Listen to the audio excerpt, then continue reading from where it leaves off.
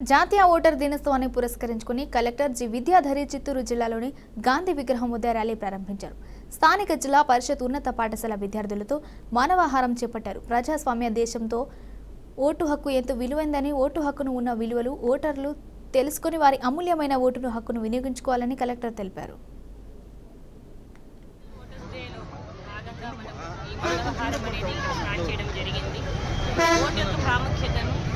ఓటును ఏ విధంగా ప్రతి ఒక్క సిటిజన్ 18 ఏళ్ళు వచ్చిన ప్రతి ఒక్క సిటిజన్ కూడా ఏ విధంగా ఓటు హక్కును వినియోగించుకోవాలి అనే ఒక ముఖ్య ఉద్దేశాన్ని మనం ఈరోజు మెసేజ్ ఇవ్వడం కోసం ఈ విధంగా ప్రజలందరితో మానవహారం చేయడం జరుగుతుంది. సో ఈ నేషనల్ ఓటర్ డేలో భాగంగానే మనం మోస్ట్ సీనియర్ సిటిజన్ ఓటర్స్ ఈరోజు మనం వాళ్ళని రిజిస్ట్రేట్ చేసుకునే అవకాశం కూడా మనకు ఉంది.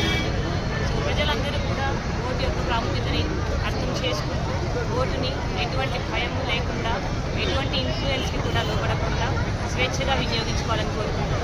మీ అందరికీ